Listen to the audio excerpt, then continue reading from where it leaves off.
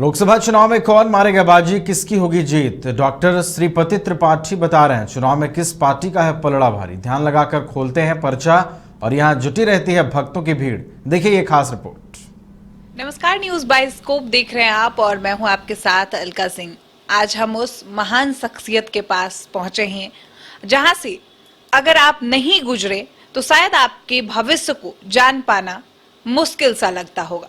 जहां आपको हम बता रहे हैं कि आज हमारे समक्ष हैं डॉक्टर श्रीपति त्रिपाठी जी, और जिस तरीके से बिहार की राजनीति में गर्माहट है, तपिश है, और बिहार के माहौल की अगर बात करें, बिहार के मौसम की बात करें तो उसमें भी कहीं ना कहीं काफी ज्यादा तपिश देखने को मिल रही है। तो इन्हीं सब विषय पर साथ ही साथ ये पर्चा भी खोलते हैं, भगवान की भक्ति में लीन रहते हैं। तो किस प्रकार का इनका जीवन है और क्या ये भविष्यवाणी करने वाले हैं इस बार जो लोकसभा चुनाव चल रहा है, आगामी विधानसभा चुनाव जो आने वाला है, इस सब को लेकर आज हम बात करेंगे इनसे। सर, सबसे पहले बहुत बहुत स्वागत है आपका हमारे चैनल। जी अलका जी, आपको भी जय सिया राम, और हमारे जितने व्यूअर्स हैं जो देख रहे हैं, आप सब लोगों को भी ढेर सारी शुभकामनाएं। जय सिया राम। सर, सबसे पहले हम जानना चाहेंगे, मौसम में काफी गर्माहट है और बिहार की राजनीति में भी काफी गर्माहट है, क्योंकि अभी लोकसभा चुनाव का समय है। एक चरण का चुनाव हो चुका है, दूसरे चरण के चुनाव का भी समय काफी नजदीक है, एक दिन बाद चुनाव है। तो क्या कहना चाहेंगे इस पर कि क्या माहौल है बिहार? जी देखिए, अगर ज्योतिषीय दृष्टिकोण से ही हम बात कर पाएंगे, माहौल तो आपको बताएं कि गर्मी में भी है, राजनीति में भी देखने को मिल रही है, और उसका असर देश विदेश में भी देखने को मिल रहा है। आपको बता दें कि आने वाला जो समय है और जो अभी जो चुनावी वातावरण बना हुआ है वह देश के पक्ष में है, एनडीए के पक्ष में है, और सरकार बनता हुआ नजर आ रहा है। क्या कहेंगे, जिस तरीके से ताबड़तोड़ कोशिश की जा रही है? अगर आपने एनडीए की बात कही सर, तो कहीं ना कहीं आपने भविष्यवाणी की है कि एनडीए के पक्ष में है, लेकिन महागठबंधन की भी अगर बात करें तो महागठबंधन भी तो अपनी पूरी कोशिश लगाई हुई है। और एक तरफ जहां महागठबंधन की तरफ से ये जवाब आ रहा है, ये नारे लगाए जा रहे हैं कि अब की बार 400 के पार, तो उसी तरीके से अगर एनडीए की बात करें तो उस तरफ से भी यही नारे आ रहे हैं। तो ये 400 का क्या खेल? देखिए, अभी 400 का जो बात चल रहा है, चूंकि पिछले बार भी देखेंगे तो वहाँ पे झारखंड में भी बहुत अच्छा इनको सीटें मिली थी, बिहार में भी एक ही जो है सीट मिल पाई थी किशनगंज से, तो उससे अभी बेहतर दिख रहा है।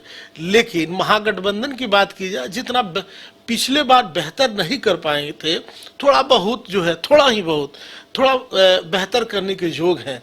लेकिन बात करें केंद्र सरकार के, तो वो जो है काफी बेहतर करते हुए, मतलब एनडीए जो है वो बेहतर करता हुआ नजर आ रहा है, सरकार बनाता हुआ नजर आ रहा है। हो सकता है पिछले बार के जो आंकड़े थे उससे थोड़े कम हो, लेकिन सरकार तो इन्हीं की बनेगी। सर, क्या कहिएगा, ये सरकार की बात हो गई और लोकसभा चुनाव की बात हो गई, आप पर्चा भी खोलते हैं, जिस तरीके से बाबा बागेश्वर लाइमलाइट में है, कहीं ना कहीं आप लाइमलाइट में नहीं कह सकते हैं कि हैं, लेकिन आप बाबा बागेश्वर के आने से कई वर्ष पूर्व से ही पर्चा खोलते हैं, और ये कई सारे लोग जो कि आपके जानने वाले हैं, सभी लोग जानते हैं। तो इसके बारे में क्या कहिएगा कि किस तरीके से ये पर्चा जो निकाला जाता है, आखिर कहाँ से, मतलब किस टाइप से इसका चयन करते हैं आप, और कितने लोग आपसे इस पर्चे को लेकर आपके पास आते हैं पूरे दिन में, और कब कब ये धाम लगाया जाता है? जी आपको अलका जी बता दें और सभी दर्शकों को बताते हुए बड़ी खुशी हो रही है कि ये लगभग 15 वर्षों से यहाँ पे पर्ची से भाग्य जाने ये यहाँ पे कार्यक्रम चलता है। कई टीवी चैनलों के माध्यम से भी लोगों को बताने का मौका मिला। आपको बता दें कि यह उनके लिए है, दूर दराज से लोग आते हैं और बताते हैं कि मेरे पास डिटेल्स नहीं है, मेरे पिताजी जन्म कुंडली नहीं बना सके, हम गरीब परिवार में रहे, उन लोगों ने नोट करके नहीं रखा।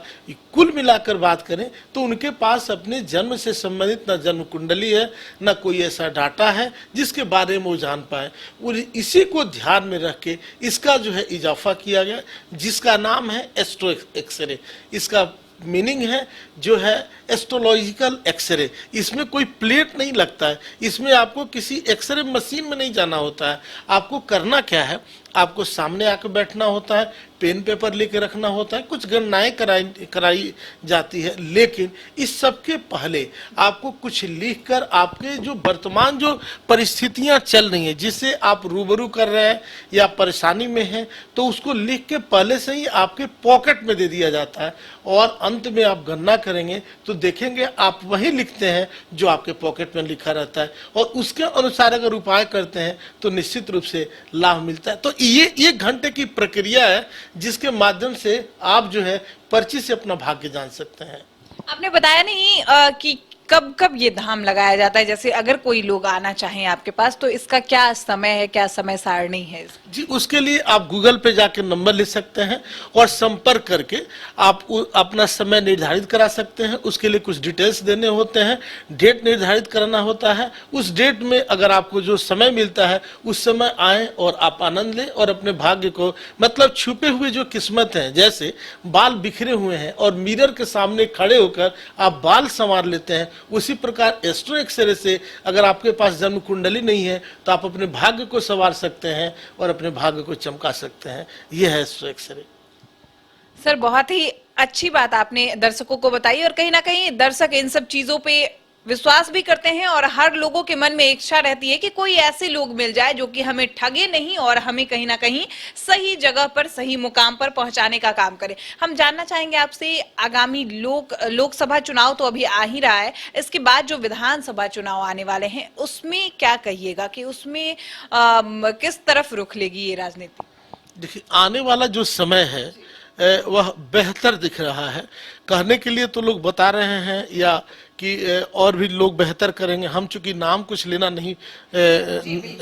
लेना नहीं चाह रहे हैं, लेकिन हमारे जो वर्तमान के जो मुख्यमंत्री हैं वह बेहतर करता हुआ नजर आएंगे जी। उस समय भी निर्णायक स्थिति में रहेंगे ये। आने वाले विधानसभा चुनाव की बात हम लोग कर रहे हैं जी। कुल मिला के ये कहें कि नीतीश कुमार जी को आने वाले विधानसभा में नजरअंदाज कर पाना मुश्किल होगा। तो जिस तरीके से कयास लगाए जा रहे हैं बिहार की राजनीति में, चिराग पासवान हो क्योंकि उभरता चेहरा है, युवा चेहरा है, तेजस्वी यादव की अगर बात करें तो पिछले बार भी थे, इस बार भी आएंगे ही आएंगे, तो क्या कहिएगा इन लोगों का कहीं भी मतलब क्लियर कुछ समझ में नहीं आ रहा है आपके भविष्य? जी देखिए, अभी चिराग जी को तो और मेहनत करने की जरूरत है, अभी समय लगेगा और तेजस्वी जी को भी परिपक्वता में थोड़ा समय लगेगा। ठीक है, माँ से लोग हैं, लोग बातें कर रहे हैं, लेकिन बनना ये दूर की बात है। तो आने वाले समय में थोड़ा भी इंतजार करना होगा। चलिए, बहुत ही अच्छी बात बताई है आपने और इसी तरीके के तमाम एपिसोड देखने के लिए, इसी तरीके के तमाम भविष्यवाणी या फिर राजनीतिक से रिलेटेड कई सारी खबरों को देखने के लिए बने रहे न्यूज़ बाइस्कोप के साथ। नमस्ते।